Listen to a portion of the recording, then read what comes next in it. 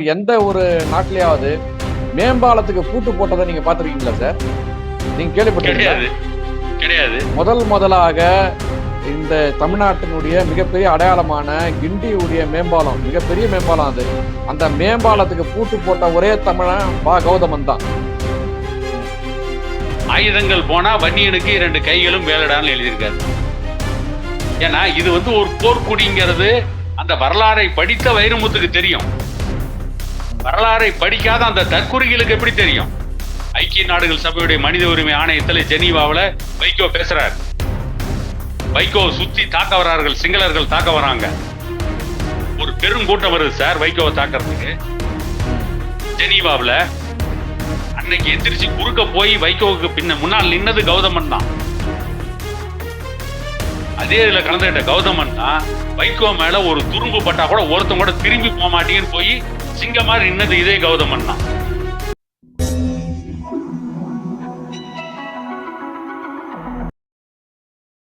மகிழ்ந்த நேயர்களுக்கு வணக்கம். அரசியல் களம் நிகழ்ச்சியில் இன்று விவாதிக்க எடப்பாடி துரைசாமி அவர்களோடு இணைந்திருக்கிறோம். வணக்கம் சார். வணக்கம், அனைவருக்கும் வணக்கம் சார். ரொம்ப உழைப்புக்கு பிறகு, ரொம்ப நீண்ட நாள் உழைப்புக்கு பிறகு ஒரு படத்தை இயக்குனர் திரு வா. கௌதமன் அவர்கள் எடுத்துன்னு வர்றாரு. அந்த படத்துக்கான பாடல் முன்னோட்டம் வந்து இப்போ வெளியிட்டிருக்காங்க. ரொம்ப அற்புதமான வந்த பாடல். அந்த பாடலை பற்றி பல்வேறு விமர்சனங்கள் ஒவ்வொருத்தரும் கொடுத்துருக்காங்க. அதில் குறிப்பாக வந்து ஒரு யூடியூபர் அதை கொடுத்துருக்காரு. அந்த யூடியூபர் என்ன சொல்றாருன்றத நீங்க சொல்லுங்க. அதுக்கப்புறம் நான் அவருக்கு ஒரு சிறப்பு பட்டமும் தரணும்னு ஆசைப்படுறேன். அந்த விமர்சனம் பத்தி நீங்க எப்படி பாக்குறீங்கன்னு சொல்லுங்க. ஏன்னா அந்த ஆள் பேரை நான் சொல்ல எனக்கு விருப்பம் இல்லை, நீங்களே பேசுறீங்க. இல்ல, பேர் சொல்ற அளவுக்கு அவன் ஒன்றும் பெரிய மனுஷன் கிடையாது. அது ஒரு அட்ரஸ் இல்லாத அனாமுத்து. கவுண்டமணி சொல்ற மாதிரி, வைத்திய காத்திருந்த படத்துல சொல்ற மாதிரி, இவன்லாம் ஊருக்குள்ள ஒரு அட்ரஸ் இல்லாதவன் அனாமுத்து அப்படின்னு சொல்ற மாதிரி. ஆனால் அவன் பேரை சொல்றவர்களும் அவனும் பெரிய கிடையாது, அவனும் பெரிய புடுங்கியும் கிடையாது. நாம என்ன சொல்றோம், அதாவது கவி பேரரசு வைரமுத்து.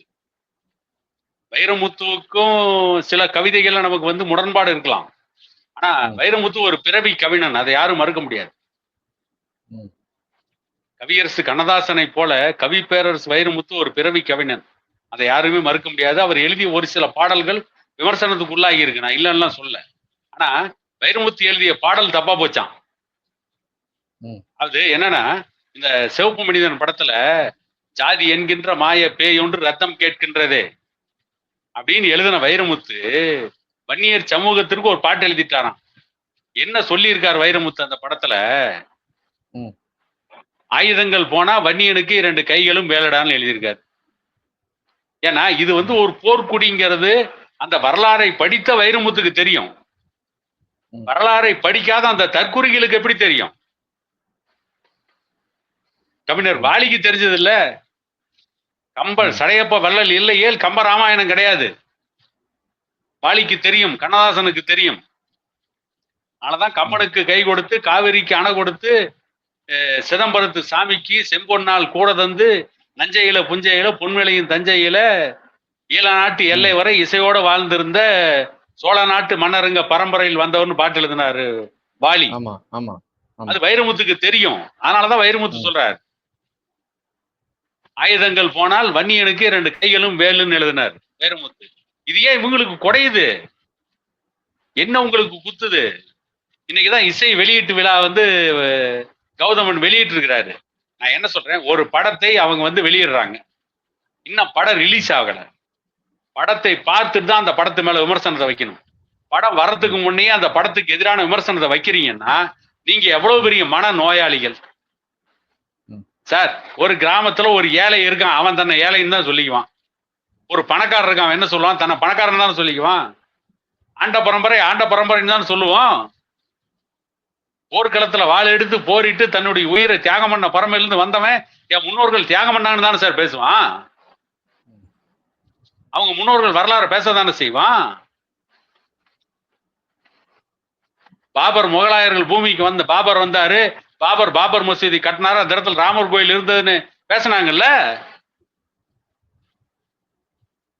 அந்த வரலாறு அவங்க பேசும்போது எங்க வரலாறு நாங்க பேசுவோம்ல. எங்க முன்னோர்கள் ரத்த சிந்தன பூமி இல்ல, இந்த மண்ணை தன்னுடைய ரத்தத்தால் வந்து செம்மண்ணா மாத்தன சமூகம். அதை பேசதான் செய்வோம்.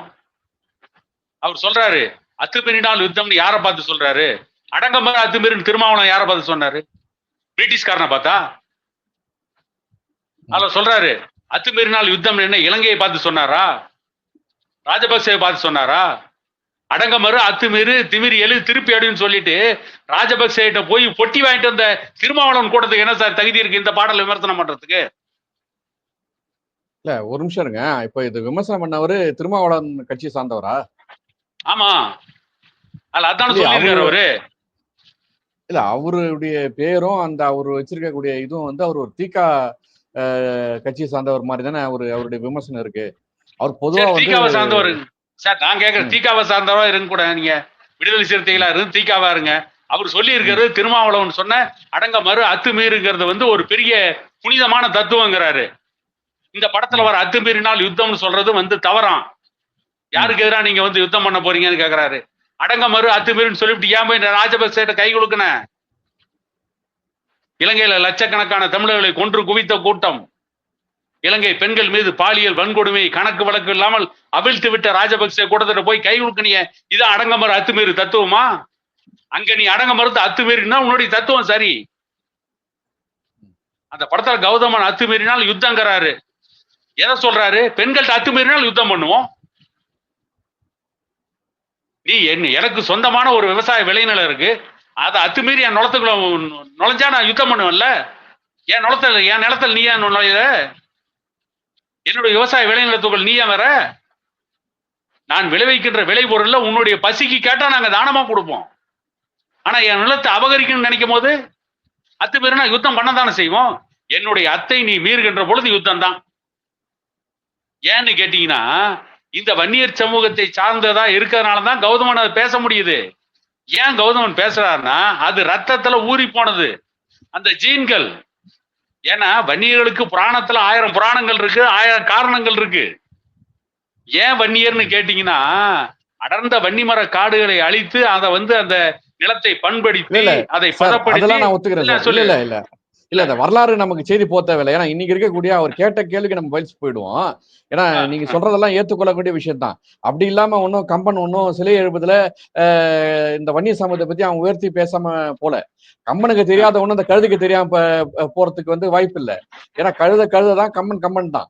அதனால நம்ம யாரை ஒப்பிடுறோன்றதுக்கு ஒரு அளவீடு ஒண்ணு இருக்கு.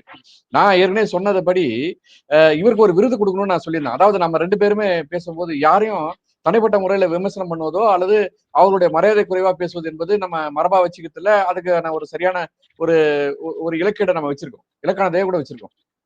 ஆனா இவருடைய பேட்டியில பல இடங்கள்ல வந்து இயக்குனரை வந்து அவன் இவன் சொல்றதும் அவருடைய பேட்டியினுடைய அந்த ஒலியினுடைய தத்துவமே வந்து அடிப்படையில் என்ன சொல்றதுன்னா அவர் எதுக்காக அதை பண்றாருன்னு எனக்கு தெரியல. எழுது வந்து வைரமுத்து, திட்டுறது ஃபுல்லா கௌதமன். கௌதமன் எழுதி நீங்க அவர் கௌதமனை நீங்க திட்டிருந்தீங்கன்னா ஒரு நியாயம் இருக்கு. இல்ல சார் கௌதமனையும் திட்டத்துக்கு அவனுக்கு தகுதி கிடையாது, வைரமுத்துவையும் திட்டத்துக்கு தகுதி கிடையாது சார். ஒரு அறிவுள்ள ஜீவன் இல்ல சார், ஒரு அறிவுள்ள ஜீவன் தன்னுடைய எதிரி யாருன்னு தெரிஞ்சுதானே சார் போரிடுவான். ஒரு போராளினா தன்னுடைய எதிரி யாருன்னு தெரிஞ்சா போராட முடியும். நான் எதிர்க்க வரவனெல்லாம் நான் போராடுறேன்னா அவன் போராளி கிடையாது, அவன் ஒரு காட்டு மிராண்டி. இப்ப நீங்க வந்து இந்த எழுதந்து யாரு? வைரமுத்து. உங்களுக்கு தைரியம் இருந்தா நீங்க வைரமுத்தை நேரடியா நீங்க பேசிருக்கணும். நீங்க ஃபுல்லா வைரமுத்துன்னு தொடங்கி வச்சுட்டு கௌதமனையே நீங்க திட்டுங்கிறீங்க. கௌதமன் வந்து அவரு கிரௌட் ஃபண்ட்ல இந்த படத்தை உண்டு பண்ணாருன்னு சொல்லி அதை சொல்றீங்க, அதுக்கு ஒரு விமர்சனம் வைக்கிறீங்க. இல்ல அவர் வந்து ஒரு இந்துத்துவான்றீங்க, உண்டியல் குலுக்கி பண்றன்ற அதனாலதான் வந்து இந்த படத்தை எடுத்தாங்களா என்னன்னு தெரியலன்றாரு. இவர் இந்த உண்டியல் குலுக்கினா நமக்கு தெரிஞ்சதெல்லாம் வந்து அது கம்யூனிஸ்ட் தான் அவங்க சொல்லுவாங்க. அவரு வந்து கம்யூனிஸ்ட் கிடையாது. இல்ல அதாவது கம்யூனிஸ்டுகள் உண்டியல் குலுக்கிறது கூட நம்ம தவறுன்னு பேச வரல. ஏன்னா அவங்க ஆரம்ப காலத்துல தொழிலாளர்களுக்காக போராடும் போது தொழிலாளர்கள் மத்தியில உண்டியல் குலுக்கி அந்த பணத்தை வாங்கி அதுல சந்தா வாங்கி அவங்க தொழிற்சங்கத்தை நடத்தினாங்க. அது உண்டியல் குலுக்கினதை வந்து நாம வந்து அதை வந்து தவறா பேச வேண்டிய அவசியம் இல்ல. நான் தவறா பேச மாட்டேன். இல்ல அதுதான் நமக்குன்னு ஒரு இலக்கணம் இருக்குது. நம்ம எந்த காலத்திலயும் வந்து எந்த ஒரு அமைப்பையும் தவறா பேசணும்ன்ற எண்ணமும் கிடையாது, அவங்கள தவறான ஒரு சித்தரிப்புக்குள்ள எடுத்துன்னு வரக்கூடிய எண்ணமும் கிடையாது. பொது பார்வையில, ஏன்னா இவருக்கு நான் பதில் சொல்றதுக்காக நான் சொல்றேன். பொது பார்வையில இவர் உண்டியல் குலுக்கின்னும் போது, பொதுவா அரசியல்ல அந்த பேர வந்து அவங்க தான் தக்க வச்சுட்டு இருக்காங்க. வேற எந்த அமைப்பும் அந்த மாரியான ஒரு பேர வாங்குனது இல்ல. இப்ப அவங்கள சொல்றாரான்னு தெரியல. இவரு இந்த இடத்துல ஒரு கௌதமன தான் வந்து அவர் அவ்வளவு மரியாதை குறைவா அவர் பேசுறாரு. மட்டும் இல்லாம அந்த பதிவு முழுக்க பல இடங்கள்ல வந்து ஒரு வார்த்தையை அவர் தொடர்ந்து பயன்படுத்துறாரு. அ மயிரு அப்படின்னு. நான் அதனால தான் அந்த தொடக்கத்தின் போது நான் சொன்னேன், அவருக்கு ஒரு சிறப்பு பட்டம் தரலாம். அவரு இருக்கத்திலேயே மிகப்பெரிய கேசவன். அவருக்கு புது பேர் வந்து கேசவன்னா நம்ம வைப்போம். கேசவன்னா தமிழ்ல வந்து மயிருன்னு அர்த்தம். அவர் அடிக்கடிக்கு இந்த வார்த்தையை பயன்படுத்துறதுனால, அவருடைய அடைமொழி வந்து இனிமே அப்படி பயன்படுத்திங்கன்னா, இந்த சமூகம் வந்து அவர் அந்த பேர் சொல்லியே கூப்பிட வசதியா இருக்கும்ன்றது தான். நான் இது விமர்சனம் அல்லது நீங்க உங்க கருத்த நான் ஏத்துக்கிறேன் இல்லன்றத விட, சார் உங்களுடைய ஊடகம் மூலியமா நீங்க யார வேணா விமர்சனம் பண்ணலான்ற அனுமதி உங்களுக்கு யாருக்கும் கிடையாது. ஒரு சமூகத்துக்கு இல்ல எதிர்ப்பான சார், ஒரு கருத்த அதாவது பதியும்போது, அந்த அந்த இல்ல கருத்துக்கு வேணா நீங்க மறுப்பு கருத்து தரலாமே தவிர, அவருடைய யாரையும் தனிப்பட்ட தரக்குறைவா முறையில விமர்சிக்கிறதுக்கு யாருக்கும் தகுதி கிடையாது. யாருக்கும் கிடையாது. அப்ப இப்ப ஆமா. அப்ப அடிப்படையில இவர் யாருக்கு இந்த அனுமதி குடுத்தது? இது வந்து படம் சார். ஒண்ணு படத்தா பார்க்கணும். நீங்க சார் இது மாரி அவங்க சைடுல இருந்து எடுக்கும்போது ஒரு விமர்சனம் வந்தா அவங்க என்ன சொல்லுவாங்க? "சார் படத்தா பாருங்க. அதுல ஏன் வந்து நீங்க இந்த கருத்தெல்லாம் திணிக்கிறீங்க?" அப்படின்னு நீங்க சொல்றீங்க.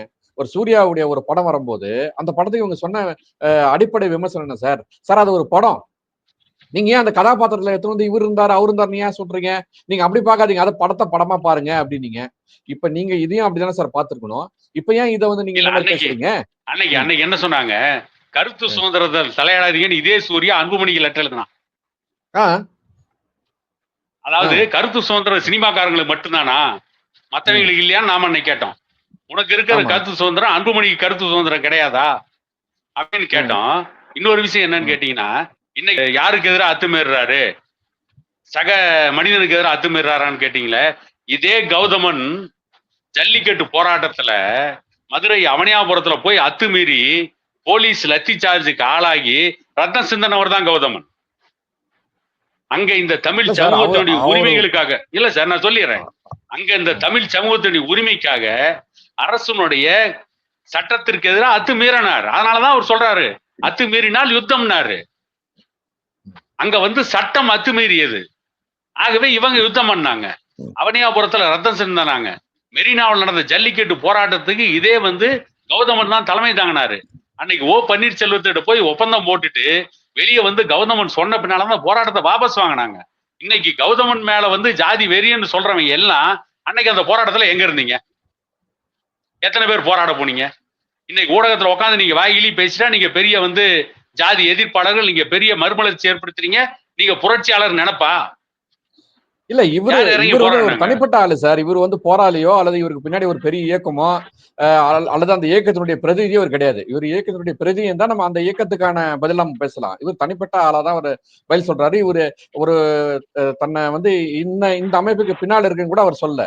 ஆனா பல்வேறு இந்த ஒரு பதிவுல என்ன சொல்றாருன்னா, கௌதமனை எதிர்க்கிறதுக்கு அவர் துணையா யார கூட்டின்னு வர்றாருன்னா, தொல் திருமாவளவன் வந்து இந்த அவருடைய பதிலுக்கு துணையா கூட்டின்னு வர்றாரு. இவர் எந்த இடத்துலயும் தொல் அதனாலதான் திருமாவளவனுக்கு திருமாவளவன் சேர்த்து எதிர்ப்பா நான் விமர்சனம் பண்றோம். ஆமா. தொல் திருமாவளவனுக்கு அதனாலதான் சார் எதிர்ப்பா திருமாவளவன் இந்த சேர்த்து இந்த பேசுறோம். இடத்துல இந்த பாட்டுல எதுவுமே வந்து அவங்க பதியல. அ திரு வைரமுத்து அவர்கள் கூட எந்த இடத்துலயுமே இன்னொரு சமூகத்த மட்டப்படுத்தியோ அல்லது இந்த வன்னியர் சமூகத்த உயர்த்தியோ எங்கேயுமே அந்த வரி இல்ல. ஒரு சமூகத்த அவங்க நீங்க சொன்ன மாரி தான். ஒரு சமூகம் அவங்க அவங்களுக்கு முக்கியம். அவங்க அவங்கள பெருமையா பேசிக்கிறதுக்கு எல்லா சமூகத்துக்கும் உரிமை உண்டு. அந்த வகையில அவங்க எழுதுறாங்க. அதுக்கான அடிப்படை இருக்கு. வன்னியர் சமூகத்த பெருமையா பேசுறதுக்கான அடிப்படை இருக்குது. அந்த மாரி வேற சமூகத்துக்கு இருந்தா நீங்க பேசுங்கன்றது தான் நம்ம அந்த உரிமைய குடுக்க முடியுமே தவிர, நீங்க எப்படி பேசலாம்? இத நம்ம வன்மையா கண்டிக்கிறோம். அவனா இவனுக்கு வந்து பெண்கள் பாதுகாப்பு இந்த பெண்ணையும் மண்ணையும் பாதுகாக்கிறன்னு வந்துருவானுங்க. பெண்ணை யாருக்கு எதிர்ப்பா நீ பாதுகாக்க போற? நீ ஆணுது அப்ப நீ யாரு? நீ ஆண் இல்லையா? அப்படி இப்படிலாம் கேட்கறது. நான் என்ன கேட்கிறேன்னா, உண்மையிலே நம்ம பெண்கள காப்பாத்த வேண்டிய நிலைமையில தான் இருக்கிறோம். 96 வயசுல கூட ரொம்ப சின்ன பொண்ணு, தான் வளர்த்த பொண்ணே ஒருத்தர் கல்யாணம் பண்ணாருன்னும்போது, அப்ப அந்த இடத்துல நம்ம காப்பாத்த வேண்டிய ஒரு நிலைமையில நம்ம இருக்கோமா இல்லையா சார்? இருக்கணுமா இல்லையா சார்? ஆமா சார். சார் ம். அதாவது சார் இன்னொரு விஷயம் நீங்க வந்து ஒண்ணு நம்ம தெளிவா புரிஞ்சுக்கணும். ஏன்னா இன்னைக்கு பெரும்பாலான 100க்கு 95% பெற்றோர்கள் அதுலயும் இந்த பெற்ற தகப்பன் இருக்கான் பாத்தீங்களா? அவன் வந்து பெண் பிள்ளைகளை தன்னுடைய உயிரா நினைச்சு வளர்த்துறான். தன்னுடைய அத்தனை தேவைகளையும் அத்தனை ஆசைகளையும் பூமியில குழி தோண்டி புதைச்சிட்டு அந்த பெண்ணுக்காகவே வாழ்றான். தன்னுடைய ம். பெண்ணுக்கு ஒரு நல்ல வாழ்க்கையை அமைச்சு கொடுக்கணும், ஒரு நல்ல கல்வியை கொடுக்கணும், அப்படின்றதுக்காக இரவு பகல் பார்க்காம உழைக்கிறான். அந்த பெண்ணுடைய வாழ்க்கை, அவனுடைய கனவு அந்த தந்தையினுடைய கண் முன்னாலேயே சிதையும் போது எந்த தந்தை சார் சும்மா இருப்பான், எந்த அப்பன் சார் சும்மா இருப்பான்? பொண்ணுங்களை நாங்க கூட்டு போவோம், நாங்க நாடக காதல் பண்ணுவோம் அப்படின்னு கூட்டு போனா சும்மாரு, நீ வந்து மீறி சண்டைக்கு வந்தா நீ வந்து ஜாதி வெறியன்னா, அப்படி நாங்க ஜாதி வெறினாவே இருந்துட்டு போறேன். என்ன அப்ப நான் வன்னியன் தான் சொல்லுவேன், என்ன உனக்கு அதுல பிரச்சனை? நீ பறையர் சமூகம்னா நீ பறையர் சமூகம்னு சொல்லிக்க, நாங்க வேணாம்னு இல்ல சொல்லிய. இல்ல சார், இல்ல அவரு சொல்றவர் ஒன்றும் அந்த சமூகம் கிடையாது. நீங்க வந்து அந்த சமூகத்துக்கு நம்ம எதிர்ப்பா இந்த பதிவு போடணும் அவசியமும் கிடையாது. அவரு எந்த சமூகம் கூட இருந்துட்டு போட்டோம். அவரு தான் இந்த பிரச்சனையை வேணும்னே இந்த இன்னொரு சமூகத்துக்கு எதிர்ப்பா இந்த பதிவை திருப்பி போடுறாரு தவிர, நாம வந்து இன்னொரு சமூகத்துக்கு எதிர்ப்பா நம்ம இந்த பதிவு போட வேண்டிய தேவையும் இல்லை, அவசியம் இல்லை.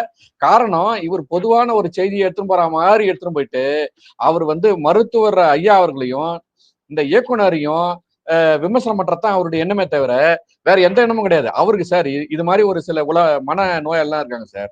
அவங்கள நம்ம எதுவுமே சொல்லலாம் கூட, அவங்க வாலண்டரியா தானா வந்து இவங்க இந்த செய்தியை பேசுற மாதிரி பேசி அவங்களுக்கு வியூஸ் போகணும், அவ்வளவுதான். 50,000 வியூஸ் 40,000 வியூஸ் போகணும். ஆனா ஒரு நல்ல கருத்தை மக்கள்கிட்ட எடுத்து சேர்க்கணுன்றது அவங்க எண்ணம் கிடையாது. இவங்கெல்லாம் இப்ப தப்பு பண்ணாங்கன்னா அது வந்து கலை இலக்கியம், அது விமர்சனத்துக்கு அப்பாற்பட்டது. படத்தை படமா பார்க்கணும். அதே நாம வந்து அந்த குலத்தை பத்தி ஒரு நல்ல ஒரு செய்தியை நம்ம எடுத்துட்டு போனா, இவன் ஜாதி வெறியன், இவன் சமூகத்தை எதிர்ப்பானவன், சண்டை மூட்டுறவன், ஜாதி வெறியை தூண்டுறவன் அப்படின்னு சொல்லிட்டு இவங்க மேல இப்படி திருப்பி போடுறது. இவங்க எல்லாம் ஒரு மனநோயாளி. இந்த இதுக்குன்னே ஒரு குழு இருக்குது. இந்த குழு ஃபுல்லா இப்படிதான் செஞ்சுட்டு இருக்கோம். இதுல அதனாலதான் நான் சொன்னேன், இவருக்கு வந்து இனிமே, ஏன்னா சார் ஒரு பொது வெளியில ஒரு விஷயத்த பேசும்போது கூட எதிராளியும் ஒரு படிச்சவன், அவனும் ஒரு அறிவாளி தான் இருப்பான், அவனுக்குன்னு சில திறமை இருக்கும் அப்படின்றத நம்ம பார்க்கணும். அந்த மரியாதை, அடிப்படை மரியாதையும் கொடுக்கணும். நீங்க கொடுக்காம 1008 முறை அந்த பதிவுல நீங்க திரு கௌதமன் அவர்களையும் திரு வைரமுத்து அவர்களையும் நீங்க பேசுறீங்க. எழுதுறது வைரமுத்து. எனக்கு தெரிஞ்சு அவர்கிட்ட ஒரு 4 முறை கிட்ட தேசிய விருது வாங்கினவர். தேசிய விருது வாங்கினா அவ்வளவு பெரிய சார் 7 முறை சார் 7 முறை 7 முறை வாங்கியிருக்காரு. 7 முறை இந்தியாவிலேயே சார் இந்தியாவிலேயே 7 முறை தேசிய விருது வாங்கின ஒரே கவிஞர் வைரமுத்து தான். அவ்வளவு பெரிய கவிஞனை, இந்த தமிழ் சமூகத்துக்கு கிடைச்ச அரிய கவிஞனை, நமக்கும் வைரமுத்துக்கும் கருத்து இயலா நாங்க நிறைய வேறுபாடு பட்டிருப்போம். நம்ம கருத்தாவே பார்ப்போம். ஆனா நீங்க அவரை போய் 1008 முறை நீங்க வந்து இந்த தவறான வார்த்தையை பயன்படுத்துவது என்பது இந்த வலைகளின் மூலமாக நம்ம கடுமையான கண்டனத்தை தெரிவிப்போம். இந்த தமிழ் சமூகம் அதை தெரிவிக்கணும். அப்பதான் வந்து இந்த போன்ற உளறுவாய்கள்லாம் வந்து சரியான வார்த்தையை பயன்படுத்துன்ற எண்ணம் இருக்கும். உங்களுக்கு வந்து மத்தவங்க, அதாவது யாரு இப்ப நாம பொதுவா எப்படி பார்ப்போம்னா, நீங்க வந்து படிப்பாளின்னா நானும் உங்களோட படிப்பாளியா நான் பழகணும்னு தான் நம்ம ஆசைப்படுவோம். இப்போ ஒருத்தன் இன்னொரு பொறுக்கியோட பேசினா அவன் யாரா இருப்பான்? அவனும் ஒரு பொறுக்கியா தான் இருப்பான். சோ இவர் வந்து அந்த மாதிரி பேசுறாருன்னும் போது இவருடைய தராதரம் எப்படி இருக்குன்றத பார்க்கக்கூடிய ஒரு சூழ்நிலை இருக்கிறோம். அவங்க தராதரம் என்னங்கிறது நான் சொல்லிடுறேன். அதாவது வைரமுத்து வந்து ஆண்டாளை பற்றி சில வார்த்தைகளை சொல்லிட்டாரு, தவறா சொல்லிட்டாருன்னு அன்னைக்கு பாரதிய ஜனதா கட்சியுடைய ராஜா என்ன பேசினாருன்னு கேட்டீங்கன்னா, இதே வந்து ஒரு முஸ்லீம் மதத்தை பத்தி பேசியிருந்தா இந்நேரம் அவன் தலை உருண்டு கீழே விழுந்திருக்கும் அப்படின்னு இதே வைரமுத்துக்கு எதிராக ராஜா பேசணும். ராஜா பாரதிய ஜனதா கட்சிக்காரன். இதே இந்த வைரமுத்து மீது விமர்சனம் வைக்கின்ற இந்த காலி பயல்கள், இந்த தற்குறி எல்லாம் என்னங்கிறான், பாரதிய ஜனதா கட்சியை கடுமையா விமர்சனம் பண்றாங்க. பாரதிய ஜனதா கட்சியை விமர்சனம் பண்ணா பண்ணிட்டு போட்டு அதுக்கு அவங்க பதில் சொல்லட்டும். இந்த ராஜாவை விமர்சனம் செய்யக்கூடிய இந்த தற்குறிகள் வைரமுத்துக்கு எதிராக ராஜா என்ன விமர்சனத்தை வச்சானோ அதை போல மோசமான விமர்சனத்தை வைக்கிறாங்களே, அப்ப இவங்களுக்கும் பாரதிய ஜனதா கட்சியில ராஜா பேசுறதுக்கு என்ன வித்தியாசம்? ஆக தமிழ்நாட்டுல பாரதிய ஜனதா கட்சிக்கு அடுத்து மிகப்பெரிய சங்கிகள் யாருன்னா இவங்க தான், வேற யாரும் கிடையாது. என்ன சார், ராஜா பேசுறதுக்கு நிகரா நீ பேசுறன்னா அப்ப நீ யாரு? நீ தான் தமிழ்நாட்டுல பாரதிய ஜனதா கட்சியோட மெயின் டீமே. நீங்க எப்படி பாரதிய ஜனதா கட்சி பத்தி விமர்சனம் பண்றீங்க? நீங்க என்ன நாகரிகமா பேசிட்டீங்க? இதே வைரமுத்து புரட்சிகரமான பாடல்களை எழுதியிருக்காரு. யாரு இல்லன்னு சொன்னாங்க? வைரமுத்துக்கு இப்ப விமர்சனம் நாம கொடுக்கணும் அவசியம் இல்ல சார். உலகம் மறைஞ்ச மகா கவிஞன். அதனால இன்னொரு விஷயத்தை சொல்லிடுறேன் சார். இன்னொரு விஷயத்தை சொல்றேன். தமிழ்நாட்டுல பேராசிரியர் பெரியாதாசன் எவ்வளவு பெரிய பேச்சாளர்னு எல்லாருக்குமே தெரியும். அவர் பிற்பாடு முஸ்லீமா மதம் மாறினார், அது வேற. ஒரு மிகச்சிறந்த இலக்கிய பேச்சாளர். அவர் பாரிஸ்ல போய் கிட்டத்தட்ட ஒரு 25 ஆண்டுகளுக்கு முன்பு நினைக்கிறேன், 30 வருஷங்களே இருக்கும், அங்க பாரிஸ்ல போய் புது கவிதை உலகில் வைரமுத்துவின் தாக்கம்னு 3 மணி நேரம் பேசினார். எவ்வளவு? 3 மணி நேரம் பேசினார். அந்த அளவிற்கு ஒரு மிகப்பெரிய மிகச்சிறந்த அற்புதமான கவிஞர் வைரமுத்து. வைரமுத்துடைய சில கவிதைகள் நமக்கு உடன்பாடா இல்லைங்கிறது வேற. நம்ம இன்னைக்கு கலைஞர் மேல எவரோ விமர்சனம் சொல்றோம். ஆனா அவரை தமிழ் அறிஞர் இல்லைன்னு நம்ம சொல்லுவோமா? சொல்லுவோமா சார்? அதை எப்படி சொல்ல முடியும்? அவருடைய அரசியலுக்கு நமக்கும் கருத்து வேறுபாடு இருக்கு. அவருடைய பங்களிப்பு குறிப்பிடத்தக்க விஷயம் சார். அரசியல் அரசியலா பார்க்கணும், தமிழ் இயக்கத்தை தான் நம்ம பார்க்கணும். சார் அதனாலதான் மருத்துவர் ஐயா தமிழ்நாடு முழுக்க தமிழ தலையில தூக்கி வச்சு பயணம் பண்ணும் போது அந்த பயணத்தை பூந்தமல்லியில தொடங்கி வச்ச தலைவர் யாருன்னா கலைஞர் தான். இத்தனைக்கும் அவங்க பெரிய அரசியல் கூட்டணி கூட கிடையாது. அப்போ தமிழ் இயக்கத்தை கையில தூக்கி தமிழ்நாடு முழுக்க பயணம் பண்ணும்போது அந்த அந்த பேருந்தை துவக்கி வச்சு அந்த பயணத்தை துவக்கி வச்சவர் கலைஞர் தான். அவங்களுக்குள்ள நல்லா அந்த புரிதல் இருந்தது. அவர் தமிழ் இயக்கத்துக்காக அவருடைய பங்களிப்பை யாரும் மறக்க முடியாது. சார் இதே கௌதமனை பத்தி இவர் தனிப்பட்ட முறையில விமர்சனம் இவ்வளவு பண்றாரு. அவர் ஒரு ஜாதி வெறியர் இருந்தாரு சார். எந்த ஒரு நாட்டிலேயாவது மேம்பாலத்துக்கு பூட்டு போட்டதை நீங்க பாத்திருக்கீங்களா சார்? நீங்க கேள்விப்பட்டிருக்கீங்களா? கிடையாது. முதலாக இந்த தமிழ்நாட்டினுடைய மிகப்பெரிய அடையாளமான கிண்டியுடைய மேம்பாலம், மிகப்பெரிய மேம்பாலம் அது. அந்த மேம்பாலத்துக்கு பூட்டு போட்ட ஒரே தமிழன் வா கௌதமன் தான். அந்த போராட்டத்துக்காக அந்த இளைஞர்கள் எல்லாரையும் சேர்த்து இவரையும் சேர்த்து கௌதமனையும் சேர்த்து அந்த காவல்துறை அன்னைக்கு தாக்கிய தாக்குதல் என்பது உண்மையிலே பார்த்துருந்தீங்கன்னா எல்லாருக்கும் கண்ணுல ரத்தம் வந்திருக்கும். அந்த அளவுக்கு அவங்க காயப்படுத்தினாங்க. அந்த போராட்டத்தினுடைய அந்த வலியோட தான் அவர் தமிழக அரசா அன்னைக்கு கோரிக்கை வச்சு இந்த தமிழர்களுக்காக அவர் போராடினார். அந்த போராட்டத்தினுடைய போராளிய நீங்க இந்த மாதிரி விமர்சனம் பண்ணும்போது யார் சார் துணிந்து இந்த தமிழத்துக்காக போராட வருவாங்க? நீங்க வெறும் அவரை கௌதமனை நீங்க வெறும் இயக்குனன்ற மாதிரி நீங்க அடையாளப்படுத்துறீங்க. அதுக்கு முன்னாடி மிக சிறந்த போராளி. ஒரு மேம்பாலத்தை பூட்டு போட்டு அவ்வளவு பெரிய ஒரு முன்னுதாரணமான ஒரு போராட்டம். அதனால எந்த பாதிப்பும் இல்லை, மக்களுக்கு எந்த பாதிப்பும் இல்லை. 1 மணி நேரம் அந்த இடத்துல சாலை போக்குவரத்து நெரிசல் ஏற்பட்டது. அந்த நெரிசல் ஏற்பட்ட விளைவு தான் தமிழ்நாடு முழுக்க இப்படி ஒரு பெரிய போராட்டம் நடக்குதுன்னே தெரிய வந்தது. இந்த மாதிரி ஒரு புரட்சியாளனை போயிட்டு நீங்க ஒரு குறிப்பிட்ட ஜாதிய சமூகத்துக்குள் நீங்க அடைக்கிறீங்கன்னா பிரச்சனை வா கௌதம் கிட்ட கிடையாது, ஜாதி வெறியான உங்ககிட்ட தான் இருக்கு. நீங்க ஜாதி வெறி இல்லைன்னு சொல்லிட்டு உங்களுக்கு 1008 ஜாதி வெறியை வச்சுக்கின்னு வன்மத்தோட இந்த சமூகத்துக்கு மேல நீங்க எதிர்ப்பா கிளம்புறீங்கன்றதுதான் இந்த பதிவுல அவங்க வெளிப்படுத்துறாங்க. இல்ல நான் இன்னொரு செய்தி உங்களுக்கு நாம இந்த இடத்துல பதிவு பண்ண வேண்டியிருக்கு. அது மறுமலர்ச்சி திமுக பொதுச் செயலாளர் வைகோ இன்னைக்கு வயசாயிடுச்சு. அவர் அரசியல் பாதை எப்படி வேணாலும் இருக்கட்டும். ஐக்கிய நாடுகள் சபையுடைய மனித உரிமை ஆணையத்தில் ஜெனீவாவில் வைகோ பேசுறாரு. வைகோ சுத்தி தாக்க வரார்கள், சிங்களர்கள் தாக்க வராங்க. ஒரு பெருங்கூட்டம் வருது சார் வைகோவை தாக்கிறதுக்கு. ஜெனீவாவில் அன்னைக்கு எந்திரிச்சு குறுக்க போய் வைகோவுக்கு முன்னால் நின்னது கௌதமன் தான். அதே இதுல கலந்துகிட்ட கௌதமன் தான் வைகோ மேல ஒரு துரும்பு பட்டா கூட ஒருத்தன் கூட திரும்பி போக மாட்டீங்கன்னு போய் சிங்க மாதிரி நின்னது இதே கௌதமன் தான். அத கௌதமன் கூட இது வரைக்கும் எங்கேயுமே சொல்ல. இல்ல சார் நான் சொல்லிடுறேன். அத கௌதமன் கூட இது வரைக்கும் எங்கேயுமே சொல்ல. அத அன்னைக்கு அந்த சமயத்துல வைகோவே ஜூனியருடன் பேட்டியில சொல்லியிருந்தார். அன்னைக்கு மட்டும் வைகோ இல்லைன்னா அன்னைக்கு மட்டும் கௌதமன் இல்ல அப்படின்னா என்ன அன்னைக்கு சிங்களர்கள் கடுமையா தாக்கியிருப்பாங்க அப்படின்னு வைகோவே அன்னைக்கு ஜூனியருடன் சொல்லியிருந்தாரு. அது இப்படிப்பட்ட ஒருத்தரை நீங்க ஒரு தமிழனுக்காக போராடிய ஒருத்தரை, தமிழனை பற்றி பல படங்கள் எடுத்திருக்காரு, பல திரைப்படங்கள் எடுத்திருக்காரு. ஆட்டோ சங்கர் எடுத்தாரு.